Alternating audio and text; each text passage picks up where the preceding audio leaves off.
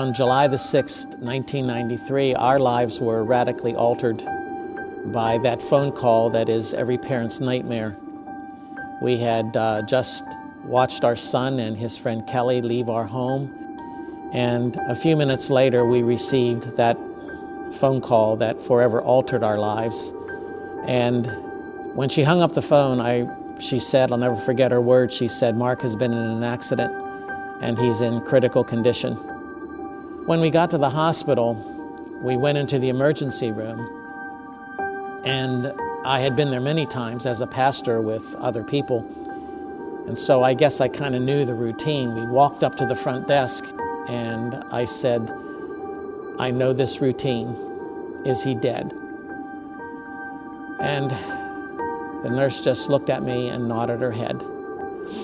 And I asked about Kelly, if she were dead as well, and the nurse again nodded her head.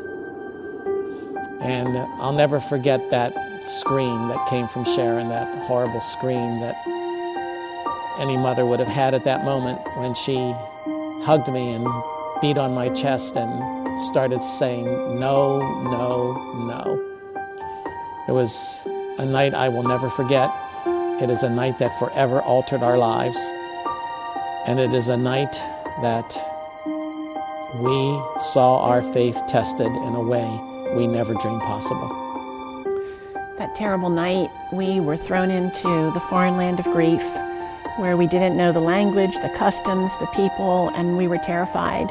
We needed somebody ahead of us in the journey that could call back and say, God is sovereign and you can trust him. It was those people that gave us hope that one day we would experience joy and purpose in life, which seemed an impossibility at that time. November 1st, 2002, our son Scott was late, actually, for school that day. On his way rushing to school, he was in a car accident. He crossed the yellow line and hit a box truck head-on. I think at that point, why would this happen? Why would he do this? I had some real issues. I was very confused, very angry.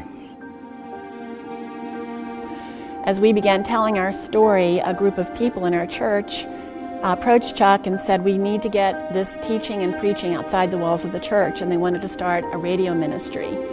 And because we wanted to offer help and hope to hurting people, Chuck said yes, yes. It was a good move, and we would just wait to see what God did with that particular outreach. A friend of ours at church had heard Sharon speak, and she gave us this CD, and we were just so impacted by their honesty, and to hear Chuck say that he was wrestling with God and he wasn't going to preach that Sunday. And I just remember Mike and I were just weeping, just saying, thank you, Lord. It just gave us permission to grieve our son and to be angry and to question God and to know that he's a big God, and that he can be trusted. It was very powerful for us. On that night when we received that news at the hospital and Sharon was beating on my chest, later it occurred to me that people grieve in different ways.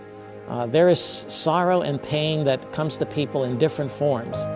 And oftentimes they too will embrace God and beat on his chest, but he's a big God.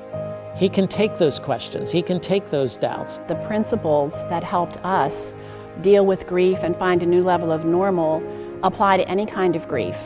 People who would hear our story resonated with the faith questions that we had and would often say that this applies to living with an alcoholic spouse, or raising an autistic child, or dealing with terminal illness, or even with war. I wish we had had a ministry like this one when we lost our son Mark. I wish there was someone out there, some ministry out there that could have reached out and touched us. So one of the things we have tried to do is to build into this ministry resources that we can hand to people, resources we can give them that will help them to put together the puzzle parts and help them to sift through, to wade through the mud and the muck and the mire that is the pain and sorrow they are bearing. The resources that MARKINC Ministry prepares can be given to a believer or a non-believer. And it's a tangible tool that you can place in the hand of any individual. And it's readily usable. Everyone has a CD or a DVD player. And so they've covered a multitude of topics, from breast cancer to loss of a loved one, to autism, to alcoholism. And these are all real issues that are prevalent in our society today. And so they are on the front line doing hard, difficult work with hurting people. As we were thinking about a name for the ministry, I came up with the name MARK Inc., which is an acronym for Making Abundant Riches Known in the Name of Christ. That's why we exist. We exist to the glory of God, to be a ministry of outreach to those who are hurting. Chuck and Sharon Betters endured the most horrific pain a human can face with the death of their 16-year-old son, Mark. It so devastated their lives that hope was replaced by pain. From those days of wrestling with their faith, a greater hope emerged, a hope more dependent on Christ and His sovereignty.